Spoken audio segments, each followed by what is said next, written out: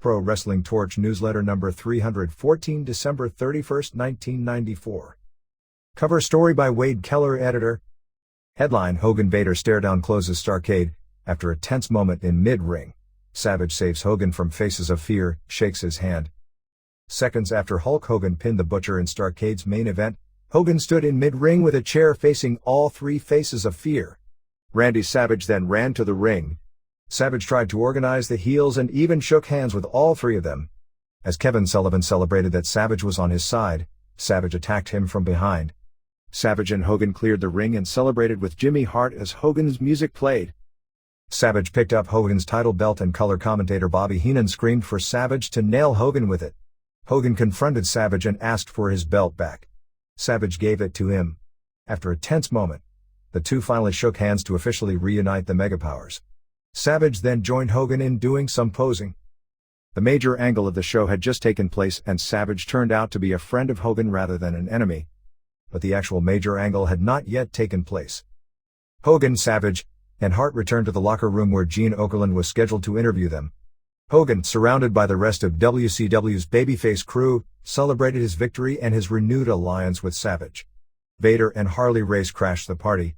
Vader told Hogan he was living with fear for the first time in his career. He said he was the #1 contender by virtue of his U.S. title victory over Hacksaw Duggan that night. After saying nothing and actually looking worried, Hogan shoved Vader and blew his temper and said, "It's Vader time now, Vader." Vader left and the babyface locker room held Hogan back. Seconds later, Vader charged back into camera range as Hogan was surrounded by the locker room of wrestlers. A flustered Okerlund interviewed Nick Bockwinkel. As Bockwinkel began to acknowledge that Vader was the #1 contender, an out-of-breath Okerlund cut the interview show and said he didn't want to hear any bureaucratic BS. The post-match angle with Savage and the locker room confrontation with Vader and Hogan made for a strong finish to a surprising event. Starrcade went beyond expectations. Not everyone who watched Starrcade liked the event. The Torch poll results were split nearly evenly, with only slightly more giving it a thumbs up than a thumbs down. For an event that looked on paper to be among the worst of all time for WCW, the 5.2 average score is a surprise. I rate the event a 7.0, higher than the average score. The Vader-Duggan opener was among the top 3 matches on the card and one of 3 matches that I believe was at least 3 stars. The other 2 were Alex Wright vs. Jean-Paul Levesque and Harlem Heat vs. the Nasty Boys. All 3 of the top matches surpassed expectations. All other matches at least met somewhat low expectations. Kevin Sullivan vs. Mr. T was not really a wrestling match, but there was entertainment involved when Mr. T's girdle was exposed by Sullivan, who basically turned T's shirt into a straight jacket. Sources say T is still trying to pry off those sleeves. There were more below-average matches than above-average matches, but the overall package deserves a thumbs up based on other factors. The post-Hogan match angle was well executed and teased Savage's status back and forth several times. The locker room confrontation was realistic and finally involved an opponent for Hogan who Hogan will have to respect in and out of the ring, as opposed to Flair, who was a pushover, and Butcher, who is Hogan's best friend and will do anything for him. The segments between matches were well produced. The after-awards ceremony was classy, even if the so-called awards have less to do with reader voting than Kevin Sullivan has to do with taking bumps. The presentations made WCW seem important. Bobby Heenan had perhaps his best weekend to date in WCW.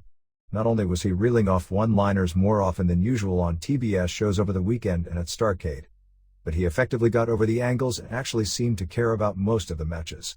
Heenan especially did a fine job in trying to will Savage into attacking Hogan. Gene Okerlund did what he does best, which is get flustered during a melee backstage and appear to come close to wetting his pants. That's a major element to what made him a cult hero in his AWA days, and his part in the Vader-Hogan angle was an important one. The quality of crew WCW was pushing took one step up when Arnold Anderson replaced the apparently departed Honky Tonk Man in the TV title match, but it still is weak overall. Despite that, given the lineup, this was probably as good as Starrcade could have gotten. Even the bad matches were about as good as they were going to get, with the possible exception of Sting vs. Avalanche, which had the burden of filling 5 more minutes than Avalanche is comfortable with. Everyone on the card seemed to be a team player on this night and worked hard to get over the storylines that were planned. WCW ended a year of transition on an up note.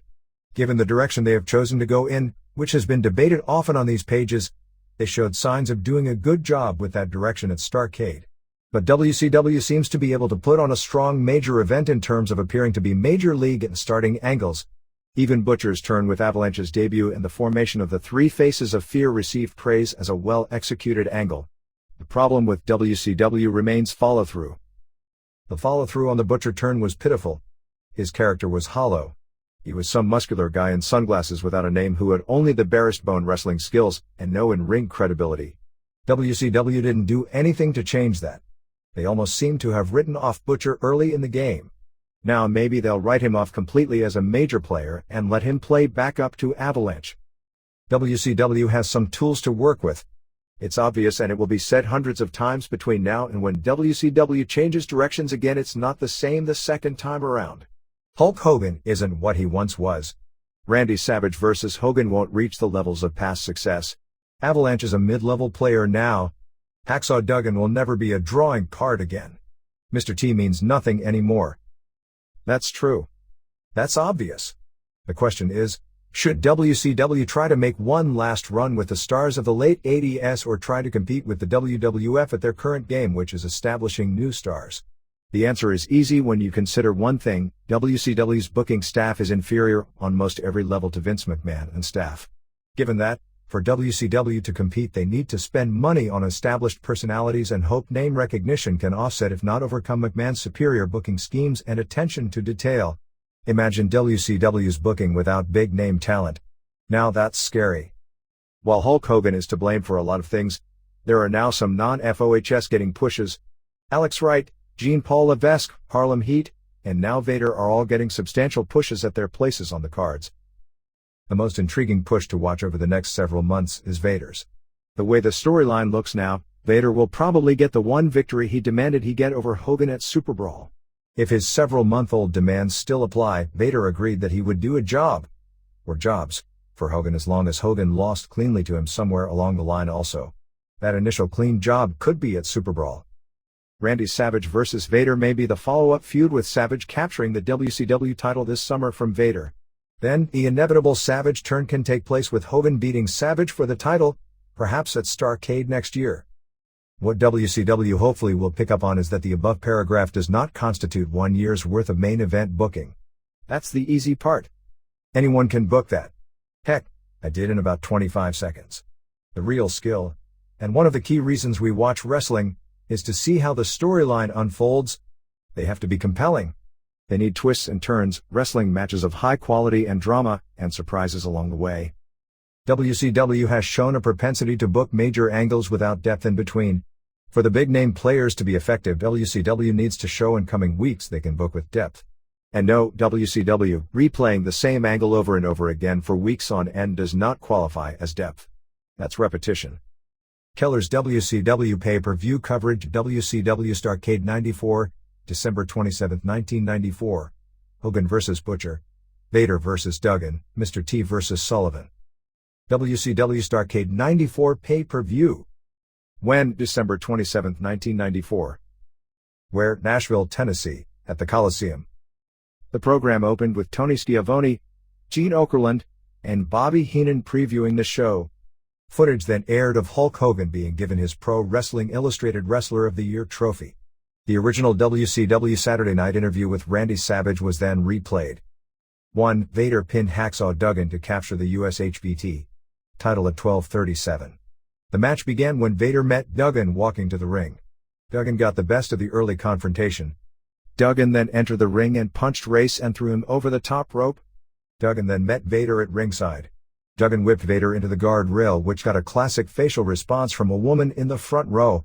When Vader entered the ring, Duggan dominated with several punches to his head and a charging clothesline, sending him over the top rope to the floor.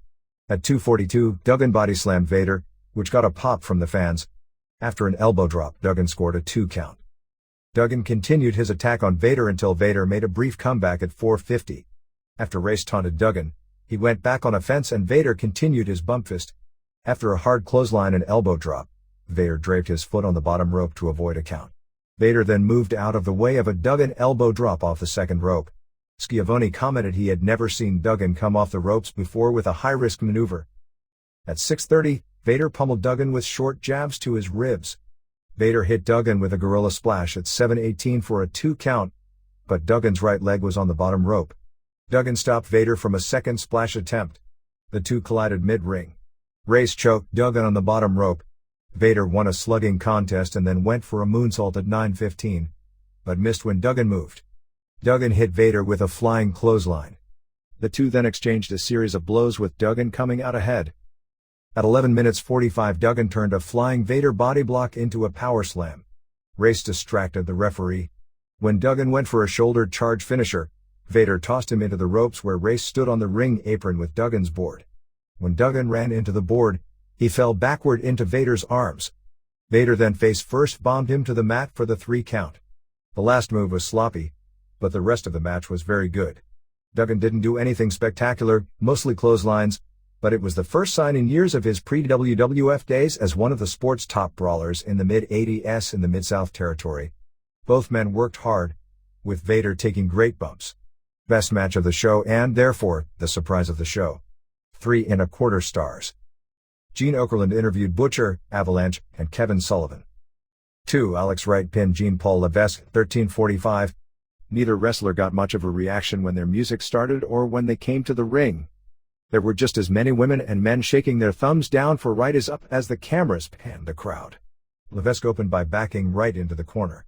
Levesque then grabbed Wright by the cheeks as if he were a little kid. Wright took the first offensive moves with a drop kick and leg scissors takedown at 1:20. After some basic exchanges, Wright took Levesque to the mat with 2 arm drag takedowns and held him with an arm bar. Levesque took over at 4:10 with a leg lock. Wright reversed a headlock into an arm bar. At 5:30, Levesque popped out of a head scissors and punched Wright in the first aggressive move of the match. He went to a flurry of stomps and uppercuts, taking over a fence. He then locked on a choke for several seconds. Levesque took Wright down with a well-executed spin wheel kick. When Levesque bowed at 7:30, he got a spattering of boos from the fans as Wright struggled to his feet at ringside. When the action returned to the ring, Levesque kept returning to a chinlock between high spots, including a very hard backbreaker at 11:20. Wright went to the top rope for the first time in the match and missed an elbow drop. Wright then made his comeback and showed good fire, getting a polite response from the crowd. At 13:09, both men fell to the mat with a double collision. Wright leapt over a charging Levesque with a flip off the top rope and then rolled up Levesque from behind for the pin. By far the best match of either man's career. Fundamentally, both men showed tremendous improvement. Their execution was more solid than many veterans, and they both obviously put forth their best efforts. The mat wrestling didn't come across as mere wrist holds as often seems the case.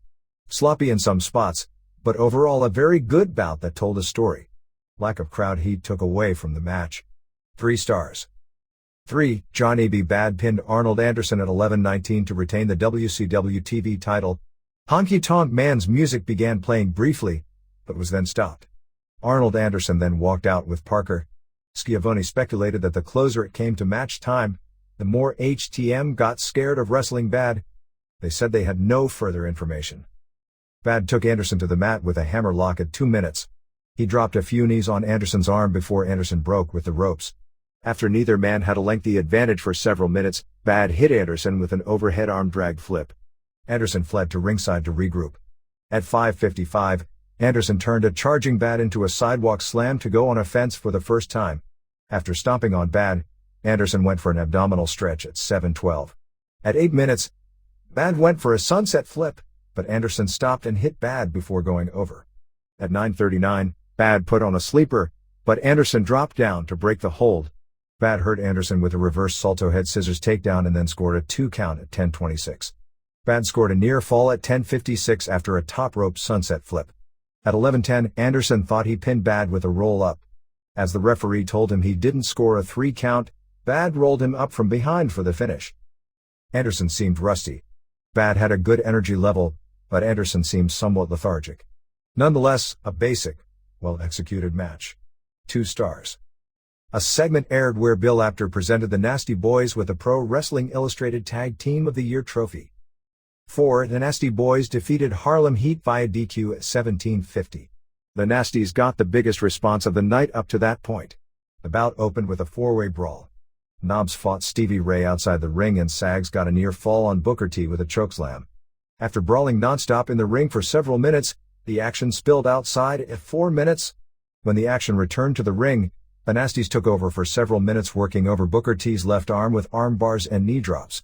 Heenan observed that someone must have taught the Nasties how to actually wrestle rather than just brawl. Booker T, out of nowhere, hit Sags with a kick that sent him down the runway. A fresh Stevie Ray then hit him with a high boot to the face. Ray then lifted him and dropped him over the ringside railing. Although it fell short of a stomach shot, Heenan covered by acknowledging that Sags only hit his shins, but then sold how much metal against shins can hurt. Ray threw Sags back into the ring at 10:35 and began over 5 minutes of working over him to build sympathy and build toward a hot tag. Ray applied a nerve hold on Sags. Booker T tagged in and applied a chinlock. Ray tagged in and applied a bear hug. During the slower action, Booker T and Sherry worked the crowd, which got a negative reaction as desired. Knobs started a nasty chant to help motivate Sags, but the chant died quickly.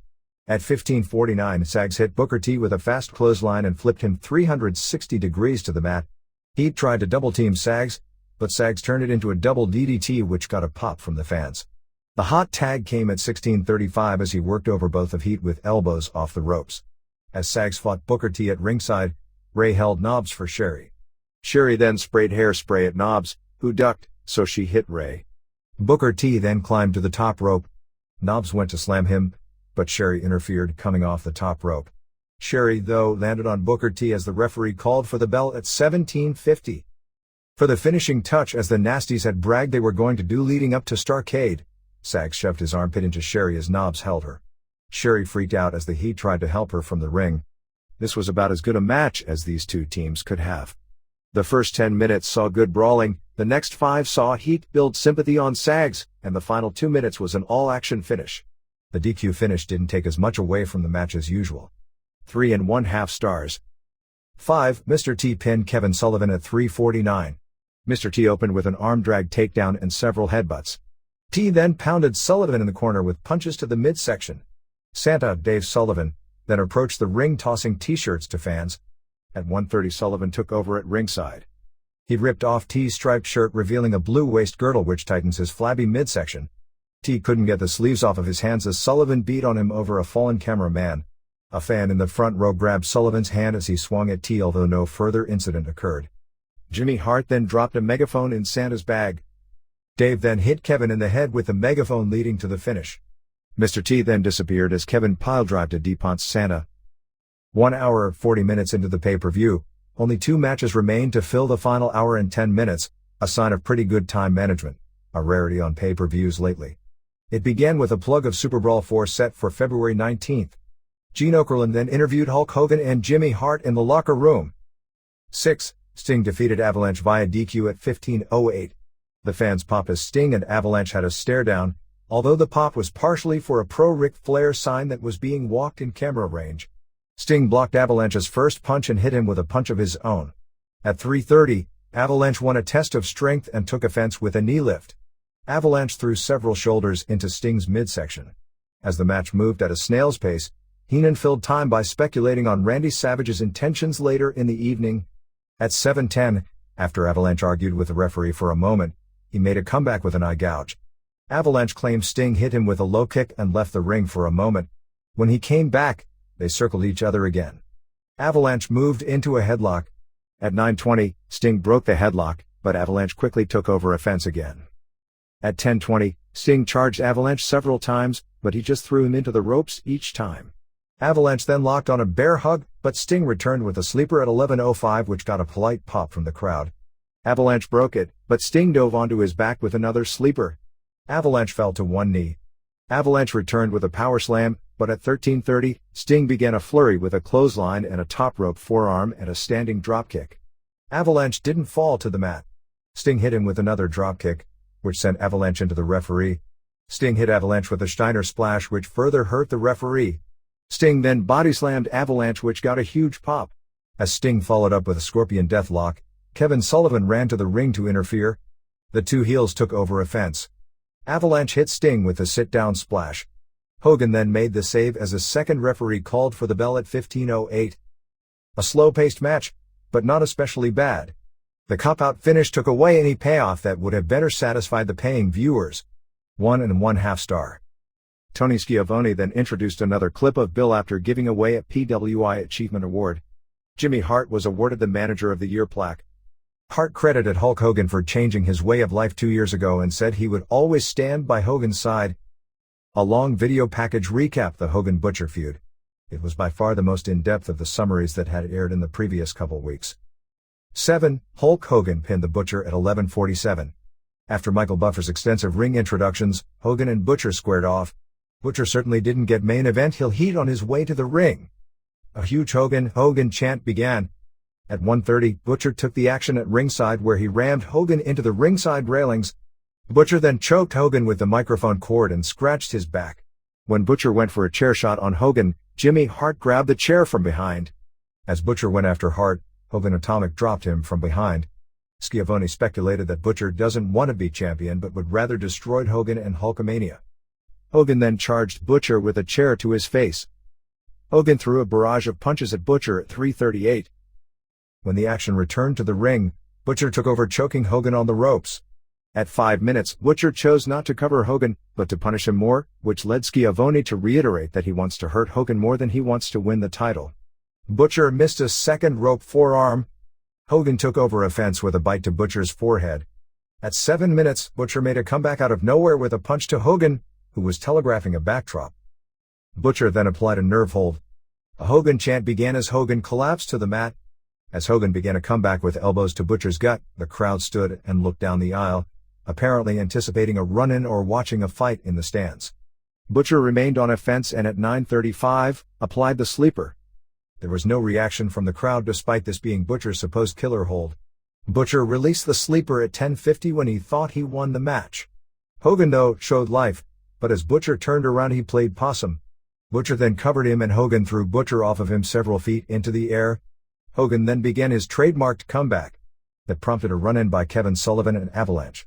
Hogan knocked them off the ring apron and turned his attention back to the Butcher. Hogan leg dropped Butcher and scored the 3 count. After the pinfall, Randy Savage ran to the ring to apparently help Hogan against the Faces of Fear, but he shook their hands. When the Faces of Fear turned to go after Hogan, Savage took off his glasses, gave Hogan the high sign, and hit Kevin Sullivan with a very weak axe handle. Hogan and Savage then cleared the ring. The match was the usual high-energy, high-effort match by Hogan, but as usual it was a conventional, predictable, commonplace match as well. Butcher was an adequate but bland opponent for the Hogan routine.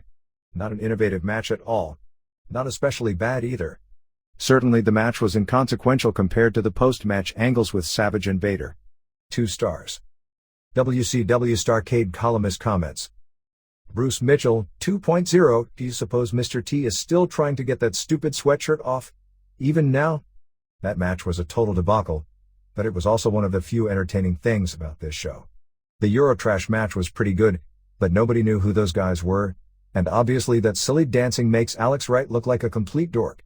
Vader can't have a good match with anyone he can't work stiff with, and that does not bode well for the Hogan series. Everything until the main event, such that it was just filler. Even the suits at WCW knew this show would be a bomb.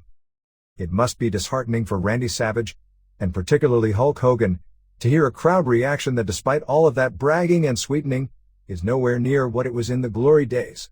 It sure is disheartening to have to sit through. The Vader interview was fun at the end, but these guys look more like yesterday's news every day. Note: Torch columnist Chris Avisa did not see the event before the deadline the night of Starrcade. Reader poll results. Average score, 5.2. Best match, Nasties vs. Heat, 42%, Wright vs. Levesque, 28%, Vader vs. Duggan, 25%, Bad vs. Anderson, 5%. Worst match, Sullivan vs. T, 40%, Sting vs. Avalanche, 32%, Hulk vs. Butcher, 24%. Newswire. By Wade Keller, Torch editor. World Wrestling Federation. New face, not sure of spelling, made his debut on television over the weekend by standing still as the camera panned from his feet to his face as the narration read, tougher than Tyson, more menacing than Siegel, faster than Van Damme. Coma is being played by Charles Wright, formerly known as Papa Shango. The Coma gimmick was inspired by Chemo of the Ultimate Fight Championship 3. With his initial build-up, they are basically billing him as the uncrowned UFC champion. Condito decision: Chris Condito has decided to follow Tammy Fitch to the WWF. Condito was debating staying with SMW in All Japan, but apparently the WWF made a more compelling offer. which included being able to remain a co-worker with Fitch. Current plans are for Candido to be portrayed as a babyface rather than his usual crybaby heel character. Rumble. The wrestlers announced for the Rumble thus far are Lex Luger, Bob Holly, King Kong Bundy, Doink, Quang, Adam Bomb, Duke Dries, Dick Murdoch, Henry Godwin, Aldo Montoya, Mo, Mabel, British Bulldog, 123 Kid, and Shawn Michaels. World Championship Wrestling. Flair in ads. The blunder of the week goes to WCW for not replacing its 2-month-old ad copy before running Starrcade ads in papers across the country. The Starrcade ads read it's a triple threat, with pictures of Hulk Hogan, Vader, and Ric Flair. On the road, December 13th in Munster, Germany 1000, Alex Wright pinned Bobby Eaton. Stars and Stripes beat Harlem Heat in a non-title match. Johnny B. Bad pinned Jean-Paul Levesque. The Nasty Boys pinned Arnold Anderson and Bunkhouse Buck, and Sting pinned Paul Roma, replacing advertised Steve Austin. December 17th in Duisburg, Germany, same results as above. December 18th in Braunschweig, Germany, 2000 plus sellout. Wright pinned Levesque, Bat pinned Eaton, the Nasties beat Heat, and Sting and Marcus Bagwell and Patriot beat Anderson and Buck and Roma. Smoky Mountain Wrestling. Christmas Chaos. The Christmas Chaos Tour SMW hit Knoxville, Tennessee. December 24th, Johnson City, Tennessee, December 26th, and Lenore, North Carolina, December 27th, and drew $2,000, $14,000, $1,300, $8,000, and $700, $4,800, respectively, for a successful weekend of business. The Rock and Roll Express defeated the Gangstas to regain the SMW Tag Team titles in Knoxville. For full results of the Johnson City card, see Arena Event Spotlight, page 7. In Lenore, Tracy Smothers beat Brian Armstrong, D'Lo Brown beat the Mighty Power Ranger, Cactus Jack beat Chris Candido in a Falls Count Anywhere match, Dirty White Boy Buddy Landell, and Rock and Roll Express beat the Gangstas, with Jim Cornette on crutches at ringside. During ring introductions, Cornette said, "New Jack, if you come here to flap your lips, you'll beat half the crowd to death." Ross departs. SMW's short-lived lead announcer Jim Ross has returned to the WWF for an off-air office position. Japan highlights. Tokyo Dome lineup. December 22nd, New Japan held a press conference announcing the lineup for the January 4th Tokyo Dome show, Japan's biggest event of the year.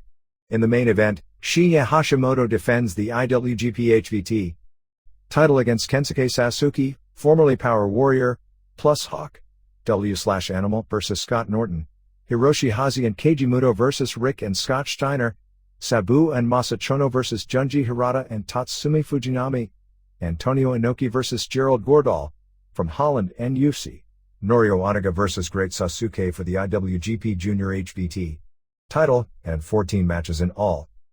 New Japan notes Inoki will face Sting at the next Tokyo Dome show in April, scheduled to be a combined show with several promotions each putting on a couple matches but without interpromotional matchups. All Japan Women, December 23rd in Tokyo at Korakuen Hall, 2,100 sellout. Tamura beat Heizi Watanabe, Yuki Hata and Hinami Suzuka and Shaparita Asari beat Asia Kong and Ritamata and Meikawa, Atsuko Mitai and Yoshio Yamada beat Manami Toyota and Mimi Shimoda, and Saki Hasegawa and Kaoru Ito beat Kyoko and Takako Inoue, and Morito Yoshida. MMW, December 23rd in Tokyo at Korakuen Hall, 2,150 sellout. Atsushi Onita debuted an alter ego similar to Keiji Muto's Great Muta in Tokyo. Onita's alter ego, who had wrestled several dates before his Tokyo appearance, is named Great Nita and he wore face paint and blue mist. Nita and Katsutoshi Niyama and Koji Nakagawa and Masato Tanaka beat Mr. Pogo and the Gladiator, Mike Awesome, and Hideki Hasaka and Haido at 13:48 when Nita pinned Hasaka after hitting him with red and green mist and then powerbombed him. Among other matches on the card, Sabu's legendary uncle, the Sheik, fought Riki Fuji to a no contest in less than 3 minutes. December 20th in Nagoya, Fuji won the Independent World Junior title by defeating Great Sasuke at 18:21. Ultimate Fight Championships. Buy rate. The early reports on the Ultimate Fight Championship 4 continue to hold up, with the recent pay-per-view buy rate coming in at just under a 1.0, which would be a major success. Press coverage. The December 15th Detroit News previewed the UFC 4. Writer Michael McWilliams commented on the winning prize. On the other hand, it's only a matter of time before a contestant sustains an injury not worth $60,000, a bit chintzy to begin with, if you ask me. He also acknowledged questions about the event. The inner workings of the UWF have drawn a flurry of criticisms and charges nepotism, Sage matches, the dearth of big-time title holders which its promoters eagerly address in their literature. The UFC doctor at UFC 3 said, "The UFC 3 produced fewer cumulative injuries than I have medically treated from some high school football and soccer games. The UFC utilizes true athletes as compared with my impressions of the tough man contests, in which a drunken, inexperienced, and poorly trained competitor will be inappropriately matched." McWilliams wrote in regards to UFC's appeal, they consider conventional, pro wrestling a wussy con, professional boxing suspiciously over-promoted, and tough man contests dangerous to all concerned. The UFC, they say, is the real deal. Independent highlights. Circle City Wrestling December 15th in Indianapolis, Indiana. Gordy Jones beat Juan Hurtado. Bar Room Brawler beat Flash Flanagan. Bonecrusher Lewis beat Mike Samples. And Tracy Smothers and Ricky Morton beat the Phantoms. Tri-State Wrestling December 25th in Jeffersonville, Indiana. 214 Sellout Gordy Jones beat Crusher Stone. Gary Jones beat Doug Basham. Victor Lewis beat Juan Hurtado. Mike Samples fought Denny Davis to a no contest, and the Phantoms beat Basham and Flash Flanagan in a loser leaves town match. Big Time Wrestling December 17th in Kings Mountain, North Carolina, at the National Guard Armory, 45, Chris Hamrick beat DL Cool. The Eliminator beat High Performance. Stone Cold Kid fought Jim Tuckett to a DCO. Emilio Ulacia fought Ebony Playboy to a draw. Rebel Stud Bo Dalton beat Rick Michaels, and Wahoo McDaniel and Jay Eagle beat the Texas Outlaws via DQ 2 falls to 1. Notebook, December 30th on WBAI 99.5 FM. Evan Ginsberg and Eddie Goldman will be having a special edition of their program including interviews with Vern Gagne, Ron Simmons, Eddie Guerrero, and Honorezi from 3 to 5 a.m. Any promoter wanting results in this space can send a press release with results to the Torch Fax line, 612-854-4274.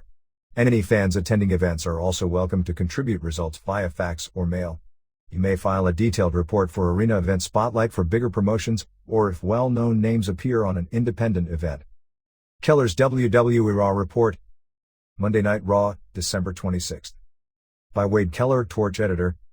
Summary: Vince McMahon previewed Raw by saying it would feature Undertaker's first appearance on Raw in 3 months. Shawn Michaels interviewed Ted DiBiase at the Open regarding his man Tatanka's match against British Bulldog. Tatanka vs. Bulldog ended in a brawl. DiBiase pulled down the top rope, causing Bulldog to fall over it. Lex Luger came to ringside to offset DiBiase. Bam Bam Bigelow then came to the ring and attacked Luger. A four-way developed. Later in the program, DiBiase angrily and reluctantly accepted a challenge for Tatanka and Bigelow to face Luger and Tatanka next week on Raw. During a Royal Rumble update, a Bret Hart promo aired. Hart wore the Calgary Hitmen pink and black hockey jersey. He spoke about spending the first Christmas with his family in 10 years. He said at Rumble he would prove he was still the best of the new generation. Henry Godwin made his Raw debut and squashed Mike Curry. Video highlight clips of Hey She Bless You aired from his syndication bouts. On King's Court, Lawler had Diesel as a guest. Lawler, though, did all of the talking. Lawler said Michaels should be champion right now. Eventually Diesel interrupted him, told him to be quiet, threw Lawler from the ring, and wore his crown. Highlights aired of the Heavenly Bodies beating the Bushwhackers. Hwang squashed Rick Myers. A clip aired previewing Coma's debut. Undertaker squashed Brooklyn Brawler. The show ended with IRS and his Druids approaching the ring. Strong point, set up for next week's main event. Weak point, DiBiase's acting remains unconvincing. WK. Keller's WCW Saturday Night Report. WCW Saturday Night, December 24th. By Wade Keller, Torch Editor. Summary: the program opened with a preview of Starrcade's lineup. Tony Schiavone, Bobby Heenan, and Gene Okerlund opened the program. Alex Wright won a squash when he scored a 3 count that surprised him and his opponent since it wasn't the planned finish and came out of an armbar. Okerlund introduced a video package summarizing the Honky Tonk Man Johnny B. Bad feud. In the Starrcade Control Center, Mr. T did cut a promo. Randy Savage also cut a new promo. Footage aired of Hogan's celebrity appearances at the Hard Rock Cafe and on Crook and Chase on TNN in Nashville. Jean-Paul Levesque squashed Kenny Kendall. Okerlund said the 900 line would feature his special Christmas Eve edition. Later in the program, he plugged that Mark Madden for one time only would be on the Saturday hotline that day. The Nasties were interviewed. Brian Knobbs had a Christmas tree bulb hanging from his ear. Blacktop Bully debuted and beat Larry Santo. Schiavone acknowledged that Bully did have a wrestling background a few years ago. Harlem Heat beat Rob Morgan and Davey Rich. The Vader-Duggan feud was recapped. The Hogan-Butcher feud was recapped. Sullivan and Avalanche W/Butcher won a squash. In an interview, Butcher said Hogan should be happy to pass the torch to a new generation. Okerlund closed the show and then shot to a final segment with Hogan and Jimmy Hart. Hogan said even the promoters from New York City have been calling to get front row seats. No way, Renee. Strong points, the pacing was okay. Weak points in the last second development urged viewers. Starrcade was must-see. WK. Regional TV summaries. Extreme Championship December 20th. Summary: the program opened with scenes of Rockefeller Center's Christmas tree, then the video package moved to scenes of all of ECW's top stars. Joey Styles, in a change of pace, opened the program from ringside. Styles then introduced Santa, who came to ringside and started throwing gifts to fans. Fans immediately booed him and began chanting for 911 to come out and chokeslam him. 911 did just that for a huge pop. The Pitbulls then attacked 911. That began the scheduled 2-on-1 match. The Pitbulls managed to chokeslam 911 together, but 911 won by chokeslamming both of them. Styles announced that ECW TV was expanding in 1995 to New York City, Denver, St. Louis, Indianapolis, Salt Lake City, and Japan Cable. Woman and Sandman then did a promo saying they were politically incorrect and proud of it. In a locker room scene, Ian and Axel Rotten, Bad Breed, were laughing at the Pitbulls for losing to 911. The Pitbulls eventually attacked Bad Breed, leading to a pull-apart brawl. Styles then previewed the TV main event. Cactus Jack and Tommy Dreamer lost to Tommy Cairo and Sandman. After introductions, and Sandman's entrance was among the longest in ECW history as he finished his cigarette while lurking at ringside. Unhinged brawling dominated the tag bout, including Jack being backdropped onto both Sandman and Cairo over the top rope to ringside. Styles announced that Steve Richards is now emulating Scotty Flamingo / Scotty the Body / Johnny Polo / Scott Anthony, calling himself Steve Flamingo. They showed a clip of him wrestling. Polo is coming in with a rock group groupie tester gimmick. The Public Enemy closed with a promo taped at the Rockefeller skating rink. Rocco said he was going to get grunge to steal the tree. WK. Smoky Mountain Wrestling December 24th. Summary: Dirty White Boy defeated Nightmare with the Buck Snort Blaster in the opener. In a hot interview, he vowed revenge against Buddy Landel. He said it was bad enough that Landel tried to smother him with a plastic bag, but even worse was the fact that he mentioned Dirty White Girl's name. Landel smothered Steve Skyfire with the figure 4. Landel came out to Ric Flair's 2001 theme music, bragging he was the true Nature Boy. Landel told Jim Ross to tell Dirty White Girl to stop calling him in the middle of the night, begging him to come over. On Confrontation, they did a review of the Gangsta's Rock and Roll Express feud. Brian Lee beat D'Lo Brown to retain the TV title. D'Lo missed a moonsault attempt and Lee hit him with an elbow and covered him for the pin to retain the TV title. Lee was then interviewed along with Cactus Jack afterward. They talked about their Christmas Chaos Falls Count Anywhere matches against Candido and Boo Bradley.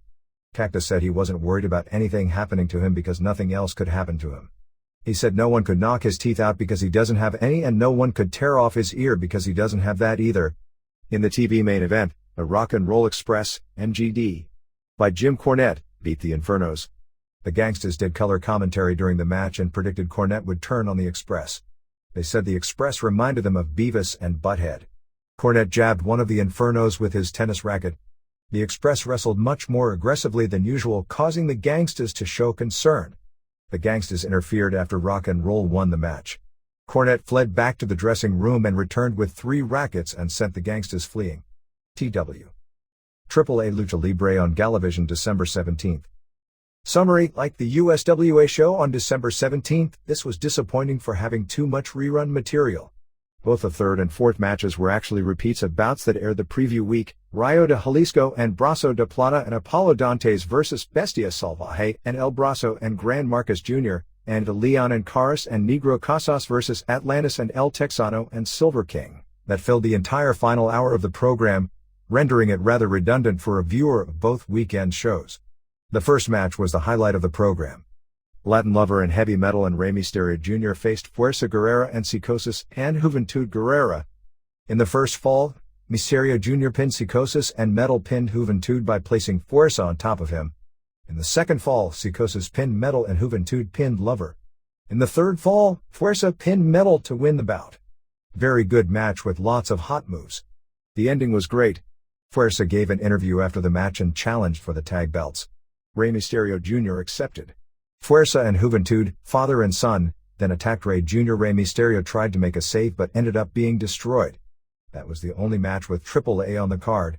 In the only other first-run match, Himmler's Atlantis and Corazon del Leon and Dos Caras faced Emilio Charles and El Satanico and Dr. Wagner. In the first fall, Atlantis pinned Charles, Caras pinned Wagner, and Leon pinned Satanico. In the second fall, Wagner made Leon submit and Caras submitted to Satanico and Atlantis submitted to Wagner. In the third and deciding fall, Wagner threw Leon onto Atlantis and pinned them both. A good bout, but not as good as the first bout. Despite the reruns of the matches, seeing EMLL talent is still a refreshing break from all AAA names. Cr. USWA Live Wrestling on WMC December 24th. Summary: this was a special 1994 year-end review highlights program, although given the build-up last week, this was a disappointing showing. What could have been a videotape collector's keepsake turned into a rerun of material from the year without extended footage. The show opened with Lance Russell and Dave Brown in front of a fireplace. After introducing the program, they went to replays of music videos from 1994 and older, clips of Coliseum matches, and studio matches taped last week.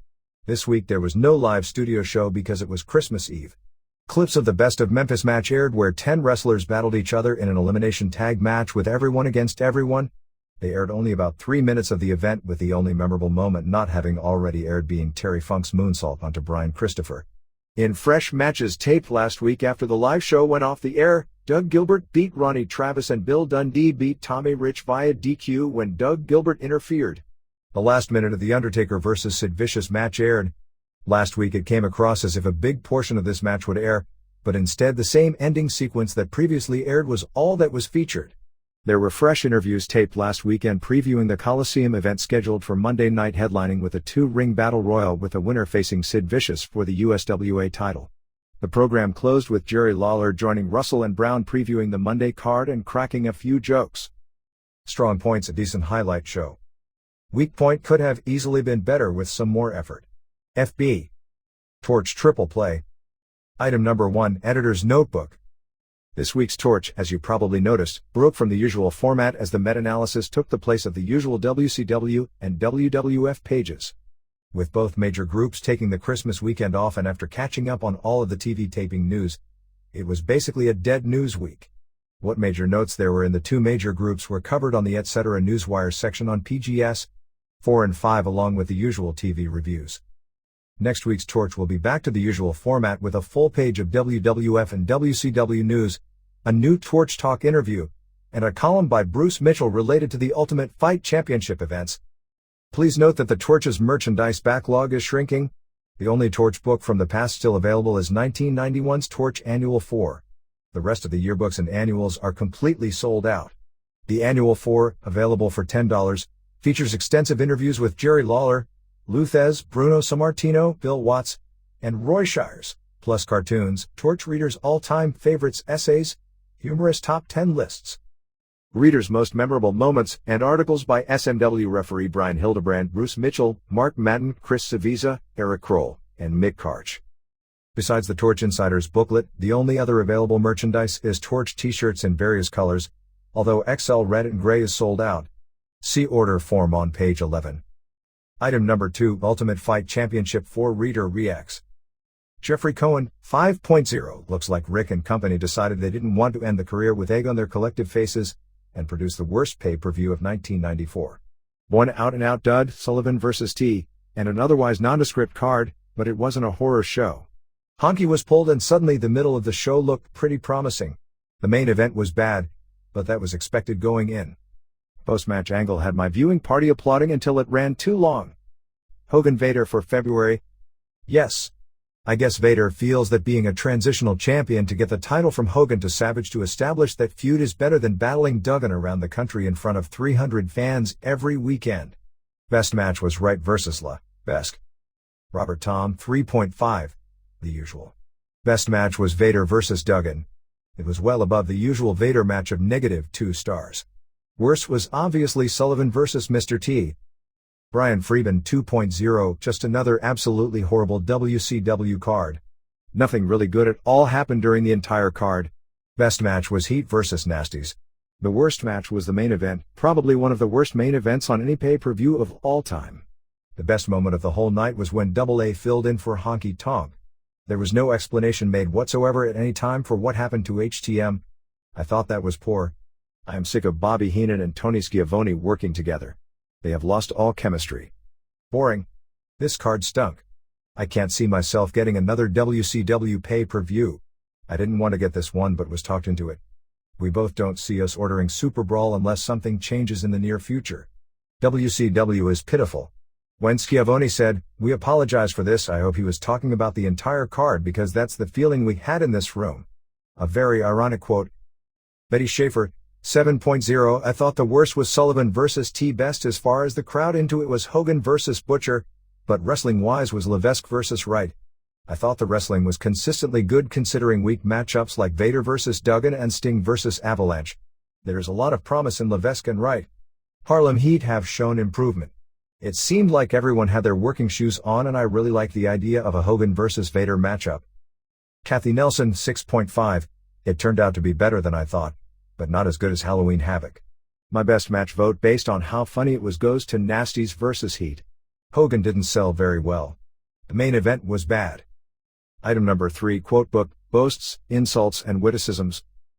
Bobby Heenan on Alex Wright, WCW sat. I was talking to one of his professors at college and asked what he was studying. He said he's studying to be an astronaut, because all he does is take up space. Bobby Heenan on Alex Wright, WCW sat. He looks like the first man on the sun. Tony Schiavone chiding Heenan for dated comments on Hogan's Heroes, WCW sat.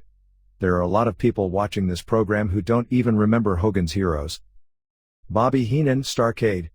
Do you know what you call a woman with $2 million? Divorced. Bobby Heenan on Alex Wright stance. WCW sat. He looks like he's standing on something and his back went out. Bobby Heenan on Honky Tonk Man. WCW sat. You can't go back to Priscilla. You can't go back to Peggy Sue without the belt. Bobby Heenan, Starrcade.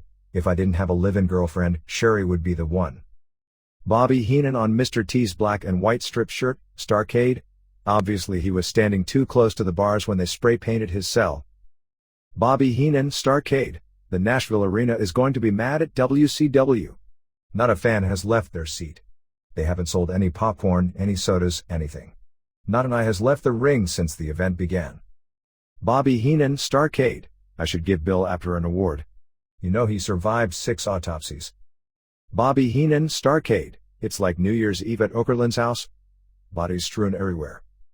Bobby Heenan. For Duggan to take a shower is a high-risk maneuver. Tony Schiavone, Starrcade. He's the blue-collar champion.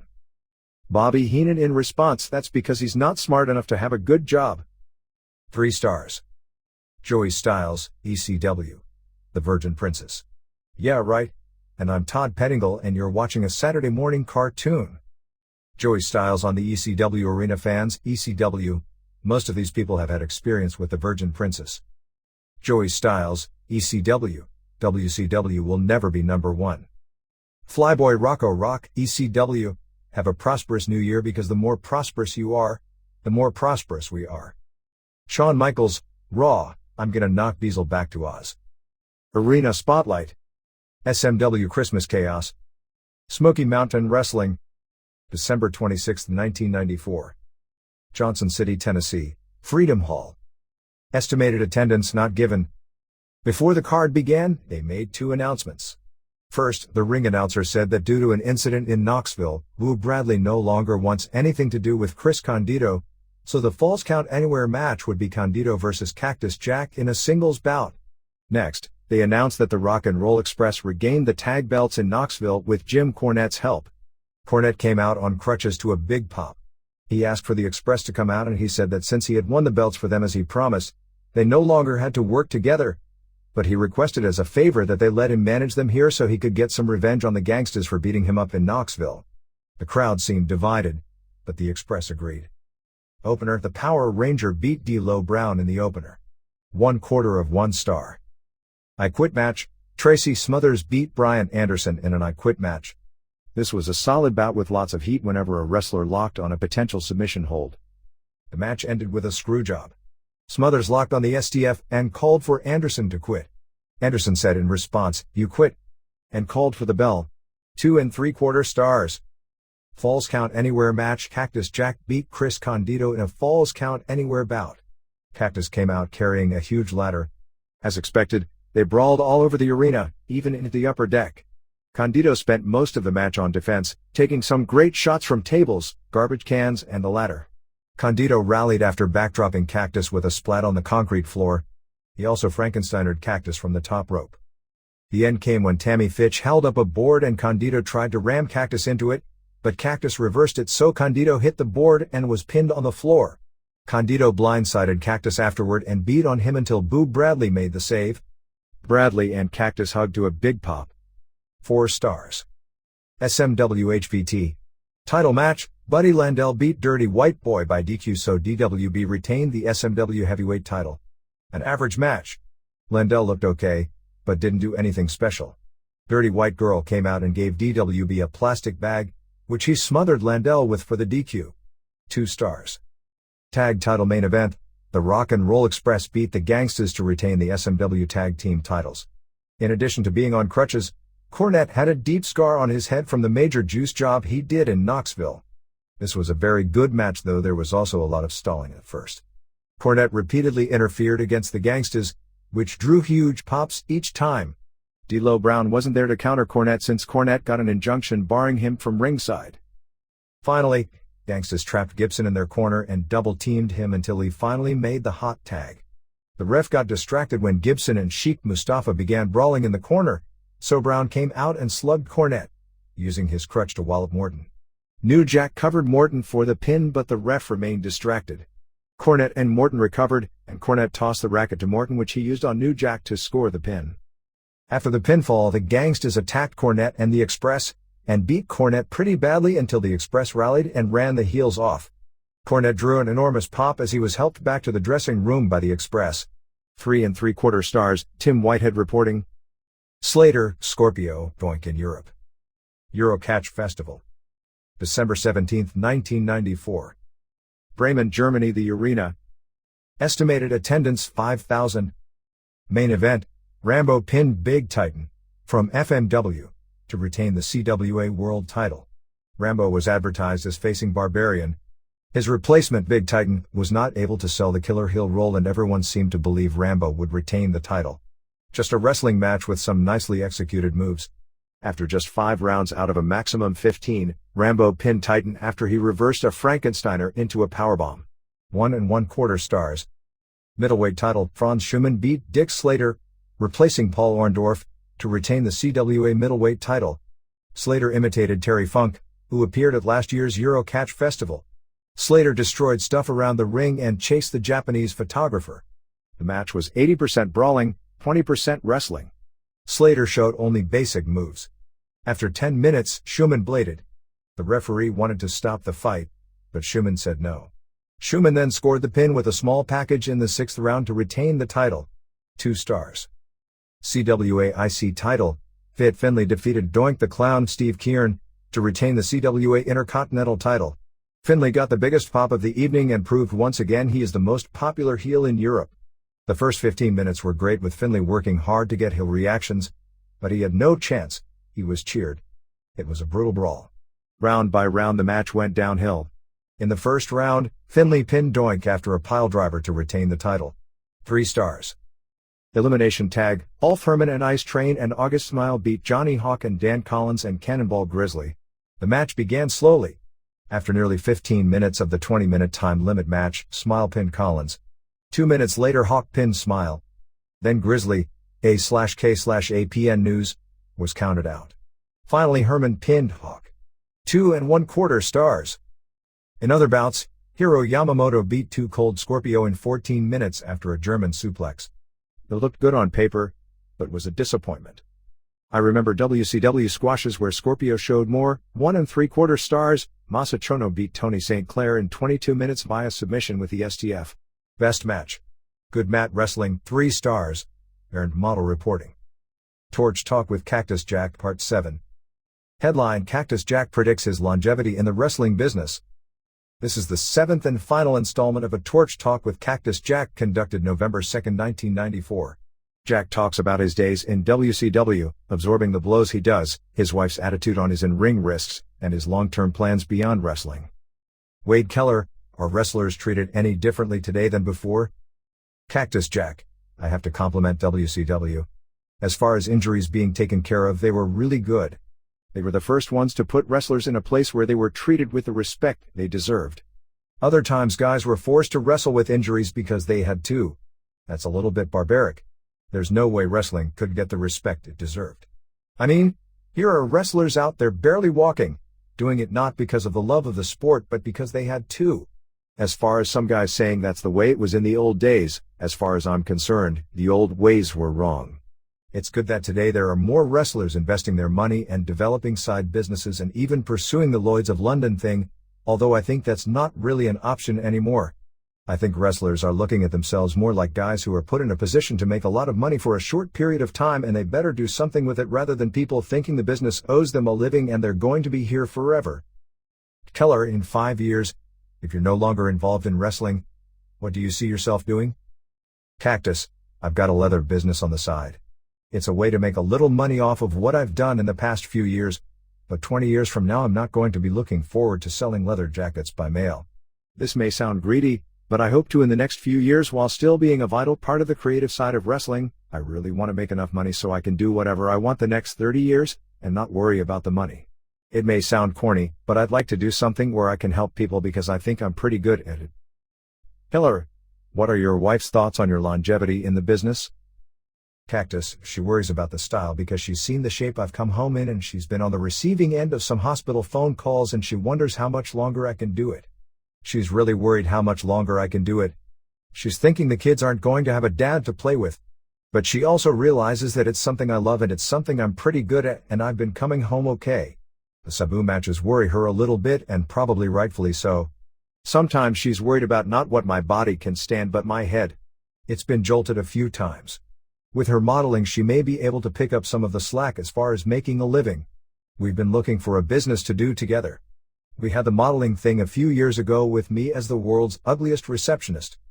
Hopefully there will be something we'll find that we really both like doing, whether it is helping people or some other avenue. I'm lucky because 10 years ago I wanted to be a wrestler. That was my dream. Right now I'm a wrestler and I've done well at it. At one point I remember my goal was to have just one wrestling match. I said, man, if I can wrestle one match I'd be happy. Then after I had that one match I said, now I want to wrestle at this place, or now I want to become a good wrestler. Basically, I realized every goal I've set out for myself. So basically you keep making the goals and setting them further and further. Sometimes it leads to disappointment, but anybody who really succeeds at anything has set big goals. I remember Magic Johnson saying, don't ever give yourself something to fall back on because then you'll fall back on it. I thought to myself that was kind of an ignorant thing to say because he's basically telling all of their fans, okay, 100 of you guys go out and go blindly after one goal and one of you will get to it and the other 99 will end up crushed and devastated and have ruined your lives in pursuit of that goal. It just seemed like an ignorant thing to say. So as far as I'm concerned, yeah, I would love to sell out Budokan Hall. I'd love to be an even bigger force in wrestling. I'd love to be one of those crossover wrestlers who more than just your wrestling fans will notice, but if it doesn't happen, basically I've fulfilled and surpassed anything that anybody expected of me. I'm really pretty proud of what I've done. I've got enough videotapes that I'll be able to show my kids. I think enough people realize how hard I've worked. I've got fans who appreciate it. I've got a family that I love to be around. I really am pretty happy. Keller, you spoke earlier about your wife worrying about your head. How does your head survive being hit with a bottle 5 or 6 times? Cactus, I don't know. It really should have knocked me out. Keller, after the 3rd or 4th attempt by Sabu to break it over your head, were you tempted to say, okay, this is enough. It's not going to break. Let's do something else. Cactus, no. I basically thought I'm going to stick my head out. I'm not going to be another athlete to lose the battle with the bottle. It kind of became a quest by then. There are some sick things that wrestlers think of during the course of their matches. Keller, later that evening or the next day did you have a huge lump? Did you have to visit the hospital? Did you actually suffer amnesia? Cactus, I had several lumps. It was a real tender thing. I would just like to see it on the TV because I heard it was pretty good. That may be either a gutsy or sick thing depending on how you look at it. The performance Sabu put on under the circumstances was about the most amazing thing I ever saw. I was on a radio show in Las Vegas and I was basically talking about, I'm sure your readers are sick of this interview because I'm sure we're up to about the 7th installment by now, but I always remember when I was a kid, 4 or 5 years old, and seeing Willis Reed limping out onto the floor in 1969 or 70, sinking 2 jump shots and helping the Knicks win the World Championship. People call that a profile of courage. Sure it was. But I don't think they realize that you've got guys in a sport that isn't even considered a sport who night in and night out show just as much guts as these heroes in other sports ever did. I went on the radio and said one of the things that always bothered me about WCW was nobody, it seemed, ever gave me credit.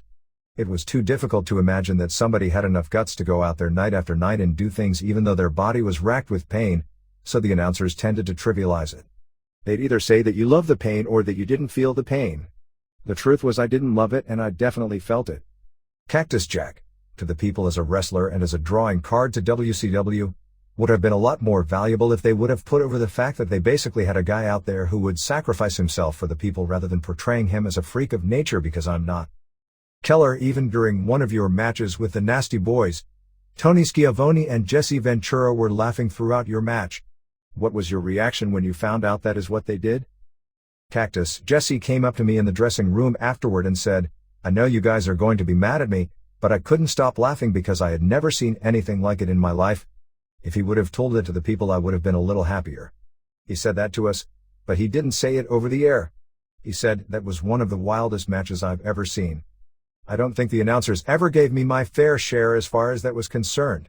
That makes it kind of tough to get sympathy as a babyface when the people are led to believe that you love pain. I would go on my interviews and talk about how hurt I was and how banged up, and then all of a sudden my match would start and I'd hear the announcers talk about how much I loved it. It kind of makes you think apparently they're not listening to the show. Keller, in WCW, did you feel comfortable walking up to Tony Schiavone and saying, this is the direction I want to go in? Cactus, I probably did that more than anybody. There were a lot of times when I would mention something to an announcer and they would put it over like $1 million. But they never quite got that pain thing. The point I was getting to. I think it's easier for anybody to justify what they see by saying, hey, he doesn't feel it, or, he loved it. That was kind of the same way when I started hearing about the stuff Sabu did. I was like, obviously the guy's a freak. Then I saw him impaled on the guardrail and I went over to pick him up and the guy was devastated. The fact that the guy got up and not only got back in the ring, but completed what was for its own reasons a great match was a testament in courage. I don't mean to sound corny, but you have one guy in the ring who lost his ear and kept wrestling, which was never touched on, and you have another guy in there who has just shattered his ribs and can hardly walk, but is completing one of the better matches of the year. I think if the general public was exposed to the fact that these aren't guys who are out there throwing fake punches and goofing around and making fun of the public, but these are guys who are every bit as heroic as the football players and hockey players and whatnot, then I think you can build an audience. Torch Awards listing. Torch Year-End Awards listing. Balloting begins for the 1994 Pro Wrestling Torch Awards on January 1, 1995 and includes all action from January 1 through December 31, 1994, including, of course, Tuesday Starrcade. All Torch readers are eligible to vote and all are encouraged to participate. The balloting categories are broken down into 2 sections, primary and secondary. The following is a list of those awards and details on how to participate. Primary awards. In these 14 categories, vote for your top 3 picks, in order, in each category and, optionally, include comments on your picks on a separate page.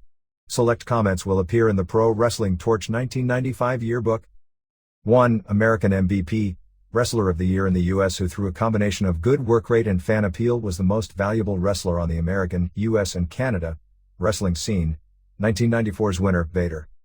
2. Japan MVP, same as above, but choose a wrestler of any nationality, who competed primarily in Japan during the year. 1994's winner, Kenta Kobashi. 3. Mexico MVP, same as above, but choose a wrestler of any nationality, who competed primarily in Mexico during the year. 1994's winner, Conan. For the rest of the primary categories you should consider only wrestling within the US and Canada, including, of course, AAA. 4. Match of the year include date or name of card if possible. Last year's winner, Vader vs. Flair.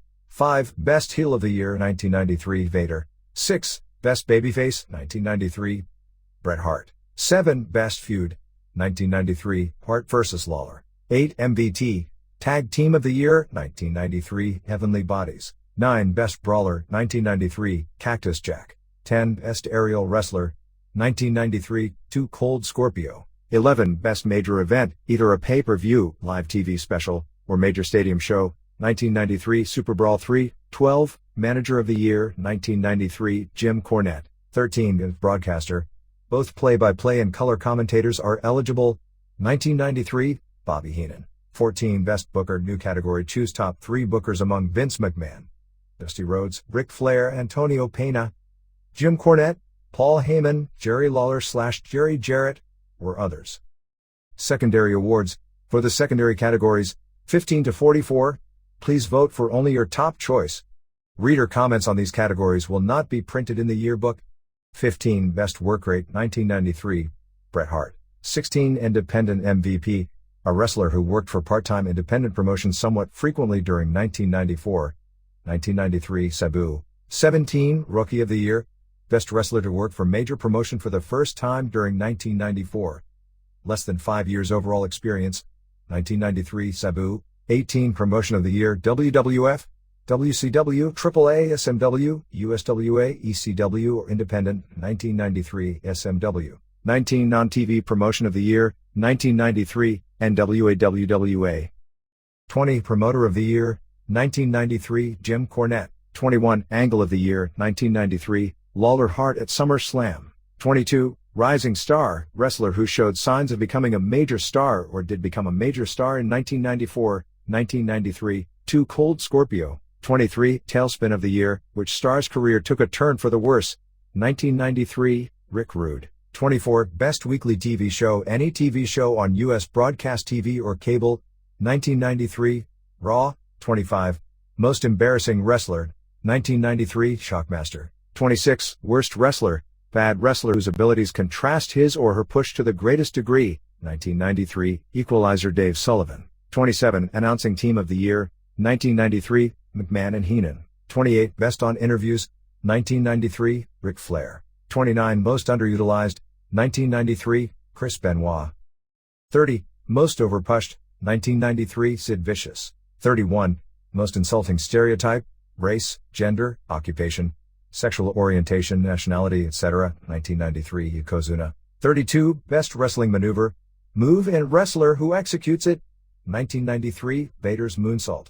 33. Worst Wrestling Maneuver, Name, Move and Wrestler Who Executes It, 1993, Shockmaster Bear Hug. 34. Worst Match, including date and location if possible, 1993, Doinks vs. Bigelow et al. November 24. 35. Worst Personality, anyone in wrestling is eligible, 1993, Sid Vicious. 36. Worst on Interviews, 1993, Scott Steiner. 37. Your Personal Favorite Wrestler, 1993, Ric Flair. 38. Your Least Favorite Wrestler, 1993, Sid Vicious. 39. Japan Tag Team of the Year, 2 or 3-man team, 1993, Toyota and Yamada. 40. Japan Feud, 1993, Misawa et al. Vs. Kobashi et al. 41. Japan Match of the Year, please include date. 42. Japan Promotion of the Year, 1993, All Japan Women. 43. Mexican Match of the Year. 44. Mexican Feud of the Year. Notes, for ease of compilation, please list 1 to 44 on 1 or 2 sheets of paper with each category's picks taking up 1 line. Then list your name and your comments on all or some primary categories after initial list of picks. Ballots will be accepted from January 1st through January 31st, although the earlier the better. The yearbook, which is scheduled for a February mail date, will include the results of these awards among many other features. Details on other yearbook features and how you can receive the Torch yearbook will be included in the Torch in January. Special thanks in advance to everyone who participates. Your ballots do count and the time and effort you put into deciding your picks is appreciated. A final note, please put your name at the top of your ballot to be sure you get credit for your award comments in the yearbook. Letters to the editor. Reaction to Ultimate Fight 4. Major thumbs up for UFC 4. It gets better and better though less and less blood. The complaints I've heard include that Bruce Beck, a subpart boxing/Talman announcer, was clueless. So was Brian Kilmeade. Missy Hyatt in character could have asked better questions. The crowd with the typical Pavlov American chant USA during the Gracie-Severn match didn't add to the show. It was cool when Chemo and Joe Sun started preaching and Kilmeade freaked out. The best two bouts I felt were the same style types between Gracie and Severn and the intermission bout. I wish they could change the rules and allow the stand-up fighters to break the ground holds by grabbing the fence. Instead, they freak out panicking and blow their energy and end up submitting by the fence. By the way, the WWF's latest Raw video game is lame. It's the same game as two other acclaimed 16-bit games. The very same graphics, moves, looks, and sound. Chuck Richmond. Cincinnati, Ohio. UFC 4 was a fairly well-done pay-per-view. All of the matches appeared to be legitimate, the possible exception being the final match between Hoist Gracie and Dan Severn. The fact that Severn submitted so quickly to Gracie's chokehold makes me have my doubts, but even still Severn showed great skill in keeping Gracie off balance. It's also interesting that Steve Jenham withdrew due to injury. If the final match was fixed, one could see Jenham bowing out rather than agreeing to do the job for Severn or Gracie. In any event, it does appear that this card was booked to favor certain individuals. The first round seemed to be full of mismatches. One could also argue that the card was booked to favor Gracie, as he drew the 51-year-old in the opening match. In any event, minor skepticism aside, and despite some obvious technical problems, a good show. I look forward to a Gracie-Severn rematch. It's funny how the Severn-Gracie match, with 15 minutes of relatively little action, drew what appeared to be strong heat, while Bob Backlund vs. Bret Hart was virtually the same match and yet was chided by many as being a terrible match. As an aside, being a longtime Backlund fan, I have to ask, is he as bad or awkward as his matches look, or is that just part of his character? He seemed to do much better in his pre-Hill days. Mark Hahn. Sun Valley, California. WK, according to current WWF wrestlers, Backlund is as bad as he looks, if not worse. He is not a popular wrestler to be booked against because of his awkwardness. I'm not sure if he's worse since his heel turn, although having to sell more as a heel may make him appear more awkward. As part of his character, he intentionally tries to appear slightly insane with his in-ring style. The Ultimate Fight Championship? Please. This event was more of a work than any pay-per-view put on by any American or Japanese promotion ever. That was very evident from the opening contest. Hoist Gracie was obviously showing a lot of light in his stiff shots to the head of Van Cleef, karate style, and was blatantly communicating with his opponent. Then after barely a minute of these heated blows, Van Cleef taps out. Then the announcers shill for the ending, basically saying Gracie didn't want to hurt the old guy. Sorry, I don't buy it. Then, for no obvious reason, Steve Jenham, the returning UFC champ, drops out. Something doesn't click here. But the finals were a total abomination. After 15 minutes of being annihilated by Dan Severn, Gracie somehow Hogan-like makes a comeback and gets Severn in a barely 15 seconds chokehold and regains the UFC title. The style of the event on a whole is okay, as many exchanges were legitimate, but the outcomes were a total insult. This was Dustyitis at its best on the booking end. I give the event a 0.0 based on its level of believability. This will not last much longer as a cult favorite. Jim Collins. Spring Hill, Florida. After watching UFC 3, my initial reaction was that it was a work due to the storylines and the obvious need to get new stars over. I emphasize this last point since the appeal of the UFCs is their legitimacy, and once it was proven that Hoist Gracie was invincible in legitimate competition, it would kill interest in the product since there would be no competition. After reviewing the tape of the event and reading your theory about the UFC's legitimacy, I accepted that the combat was real, but the format of the event is extremely flawed. Seeding participants, at least the top two, to hopefully set up the best match in the finals would be a recommendation. I have also read that in the future, alternates will square off after every round to ensure they will at least have fought as many times as the regular participants in the tournament should they be called upon as replacements. Bert Torelli. Fair Lawn, New Jersey. Workrate Barrel. I really enjoyed reading your article on Workrate, and I have a couple of comments. You are right when you say that if unchecked, lack of high work rate could be the downfall of the WWF and WCW. If both promotions filled their federations with nothing but great workers such as Shawn Michaels, Sabu, Chris Benoit, Dean Malenko, 1-2-3 Kid, Steve Williams, Brian Pillman, Bret Hart, Owen Hart, Rey Mysterio Jr., Steve Austin, Vader, Jeff Jarrett, Shane Douglas, Great Sasuke, Sting, Chris Condito, Cactus Jack, and so many others, and then stressed work rate, they would draw huge houses at every show. I hope every promotion realizes that high work rate will work every time over dumb storylines and unmotivated wrestlers. Mike Mahoney Jr., Washington, D.C. Torch too hard on WCW. While I find your publication very informative and overall an excellent value, I do have one negative comment. That is the fact that I find your magazine at times very negative. I'd like to know about lawsuits and so forth, but it almost seems at times your publication preaches doomsday for wrestling, especially WCW. I myself do not like the current direction of WCW becoming the Hulk Hogan show, but I would rather hear more positives. Wrestling is, after all, a business, and like all corporations, there are things that go on behind the scenes that are ugly. Unfortunately, there is precious little we can do about that. Just because WCW only got 100 people to pay to watch a cage match in Albany, Georgia, is of little concern to me because I still watch wrestling, even if I'm the only person to see it. With all of that said, there are many positives with your publications. Your coverage of ECW is great. I fortunately get to see ECW on the Sunshine Network and love it and tape it. Coverage of AAA is also very good. Your WWF coverage is also strong, but WCW coverage could be more positive. J. Steve Hicks, Addison, Alabama. Flabbergasted by WCW. I have been too flabbergasted by WCW's insanity to write before this, but the plots haven't changed and Hulk Hogan looks like he now runs the show, so it's time. Ric Flair being beaten by Hulk Hogan is not a big deal. After all, Rick has been beaten by everyone from Ron Garvin to Sting, and these losses never hurt his credibility, except, perhaps, for his loss to Garvin.